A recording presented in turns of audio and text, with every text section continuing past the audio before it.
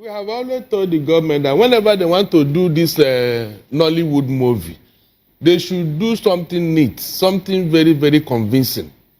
Something that the naysayers will say, yes, this one is properly done. But this Oriire movie, it was not good at all. It was not good. Even they know. You calling it a movie, doesn't it take away from the suffering of the people, those that were in captivity for 56 days? From the look of those kids, and those, they didn't look at those who went through a harrowing experience. They didn't go. You didn't see the principal who looked fragile. Who look emaciated. Those children didn't look like they went through any harrowing experience. From all commentaries, and except they are giving us a fake picture. Mr. Gomo, you think that this was stage managed? Is it not obvious? How so? If it was properly scripted, these children would have come out before now. Yes. What were they waiting for? If you are not going to pay ransom, are you telling me that those terrorists took all the risk? They took all the risk for nothing. Please, is that possible? We heard that their families were arrested. The logistics was cut off. They were basically surrounded and had no choice but to surrender. So how did they know the terrorists and their families? They identified them. Intelligence. Sorry? Intelligence. Oh, they had intelligence. Are you serious? So it is only this Oriire kid that they know the intelligence, Abi? The thousands of people in Borno and elsewhere in the north, Benue and Plateau, they didn't have intelligence on them.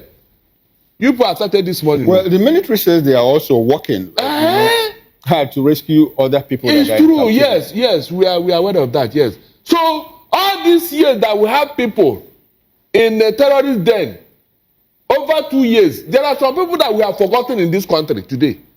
We have forgotten. So they didn't have intelligence on Toju Bello, a Nigerian who have been terrorizing our people in Nigeria for how many years now? They didn't have intelligence on him, Abi?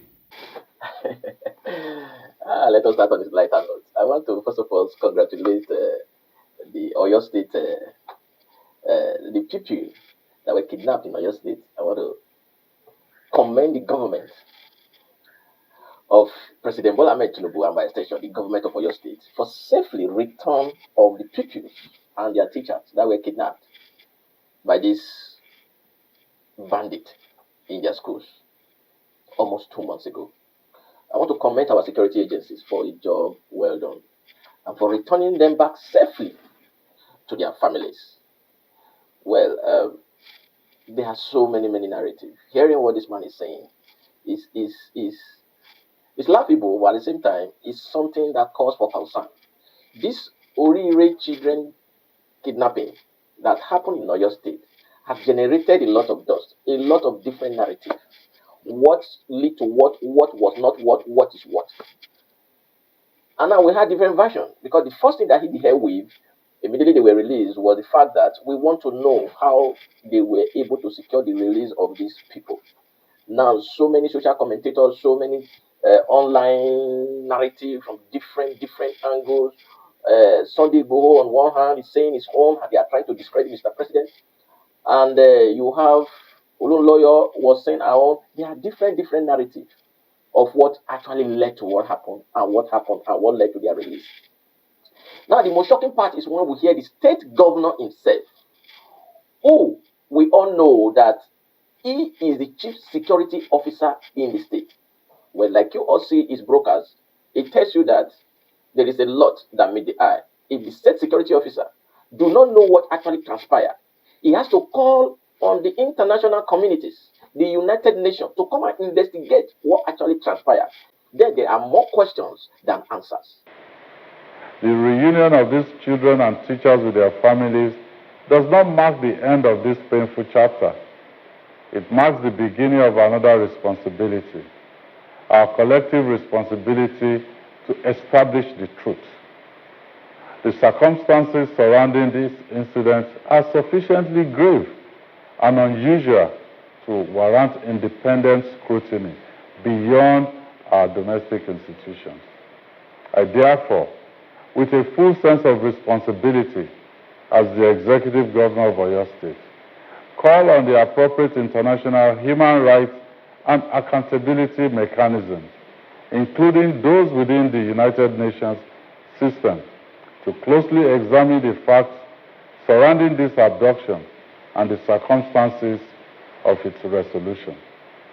Such scrutiny is not intended to undermine our institutions. Rather, it is intended to reinforce public confidence that the truth will be established and that every person found to bear responsibility, regardless of office, influence, or affiliation, will be held accountable. From his broadcast, he simply tells you that he doesn't know what is happening in the state. He doesn't know what happened. He doesn't know how this whole thing was orchestrated. And the only way he can find closure to this is to call on the UN, an independent body, to say, please help me find out what just happened. So who knows if the governor cannot come out authoritatively to tell you this is exactly what happened. Now this is what is giving room for all the different narratives. Now I ask myself again, why does it seem as if we are playing with the life of citizens in this country? Why is everything being politicized in this country? Why can't we do the right thing? Why can't we just, very simple assignment given to the government, of any government of the day, secure lives and property of the citizens? Every other thing can come. But this is now becoming so difficult for our government, from the federal and the state, to take care of. This man, though talking sarcastically and making the whole thing look as if it's fun, but listen to what he said very well. There are so many takeaways from that. They said they had intelligence, and this intelligence was what led to these people being released without a ransom be paid. The question is this: you want to tell me there has not been intelligence from day one? Come on, intelligence has been there. What makes this one so different? What is different in this Oriire kidnapping and releasing? We heard Baba Ahmed recently saying how his own nephew was kidnapped, how he got intelligence, giving intelligence to the security agencies, and nothing was done until he paid hundreds of millions to these people before his nephew was released. But at the same time, we also told everybody, imagine in that position, I know just about everybody who was in government, and I could go walk into their offices and ask for sympathy. Please, it's my nephew. They're going to kill him if he's not rescued. And people say, oh, give us the coordinates. And it was easy to get the coordinates. You gave them? Yes, we gave them all the coordinates. They will say, oh, they will not spend. They spent 37 days. We spent, all in all, between the first day they were kidnapped and when they were released, we had spent close to 175 million naira. 175 million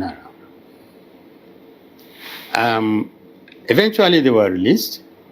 This 175 was made up of about, I think, 120 million in the cash, in 3 batches.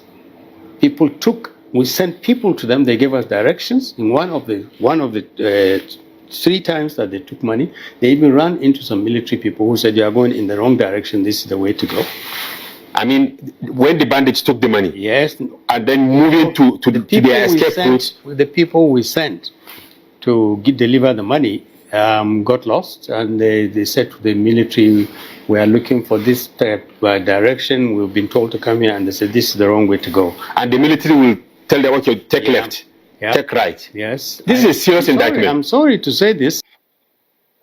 I want to plead with you, sirs. I want to plead with you, man. The only way you can support us to continue doing what we are doing is to like our programs and share.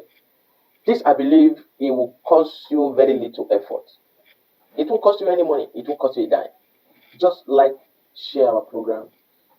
We'll be very happy to receive your comments. Until we come your way again, thank you and have a blessed week.